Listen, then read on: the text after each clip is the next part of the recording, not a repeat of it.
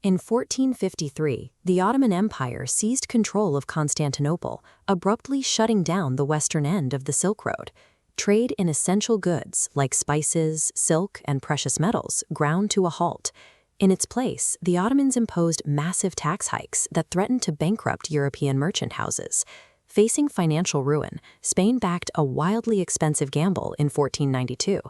An ambitious sailor named Christopher Columbus proposed entirely bypassing the Ottomans by sailing west across the uncharted Atlantic to reach the Indies.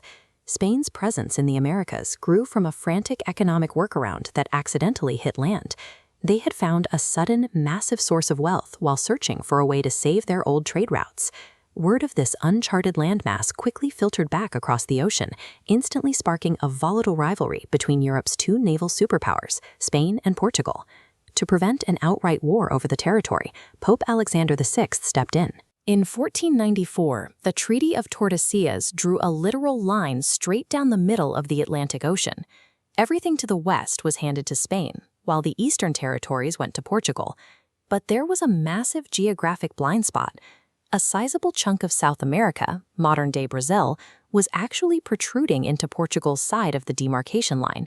Because no one knew exactly what the entire map looked like yet, this arbitrary papal decree became the foundational blueprint that dictated the economic and human fate of the Americas for the next century. This is an aerial map of Tenochtitlan, the capital of the Aztec Empire. The Spanish sought gold, putting them on a collision course with this urban center. Looking closely at the central island and connecting causeways, toppling this entrenched civilization was a logistical nightmare. The colonizers utilized tactical advantages like steel swords and warhorses, but their deadliest weapon against indigenous defenses was invisible. Smallpox, a disease to which native populations had zero immunity, proved more effective than any artillery. The sickness exacted a crushing toll. The Aztecs lost over 240,000 soldiers fighting the Spanish, with more than half of those casualties driven by disease. With Mexico broken, Spain rapidly pushed their military forces further south into Incan territory. Spain's model of empire relied on total societal eradication, replacing existing populations with extraction-based colonies designed solely to funnel wealth back to the crown. Looking at this antique nautical map, the navigation lines chart a different course for Portugal. When Pedro Álvares Cabral crawled Brazil in 1500, he found a landscape without the immediate troves of gold or silver found in the Spanish West. Without precious metals, the Portuguese leaned on the only valuable resource available, local timber. They traded steel knives, glass hand mirrors, and heavy axes with indigenous tribes in exchange for the labor needed to harvest Brazil wood, which produced a highly lucrative red dye. Unlike Spain's military campaigns, Portugal initially treated Brazil as a coastal trading hub to support their sea routes to India. There was very little appetite for complete territorial conquest in those early decades. Portugal proved that colonial success could be generated through resource management and trade monopolies, rather than the immediate destruction of urban centers. Across both empires, an overriding European superiority complex dictated early interactions. Settlers and missionaries operated on the assumption that it was their duty to overwrite native cultures and local religions with Catholicism. Yet, despite their weapons and arrogance, these early colonists lacked the basic environmental knowledge required to survive the Americas. They did not know the soil or the wildlife.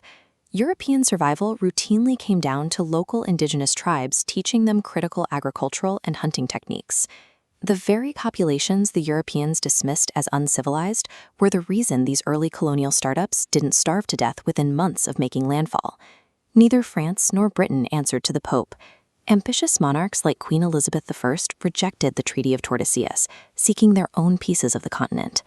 This historic map of Lake Canada shows the remote northern territory France attempted to claim. In 1534, Jacques Cartier led expeditions here, but atrocious weather, poor funding, and hostilities with local tribes caused their early settlements to collapse. This vintage map of the Carolina coast highlights the geography of Britain's own early failures. In 1585, they settled Roanoke Island, only for supply ships to return 2 years later and find the entire colony completely abandoned. Defying a papal decree on paper was simple, But establishing a foothold in punishing new climates without established wealth or strong indigenous alliances proved nearly impossible for the latecomers. By the end of the 16th century, Spain had secured enormous expanses of land across 2 continents.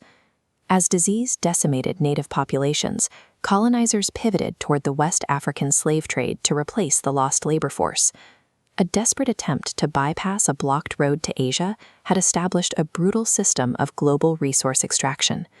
Within a century, the Atlantic had become a highway for silver, timber, and human lives.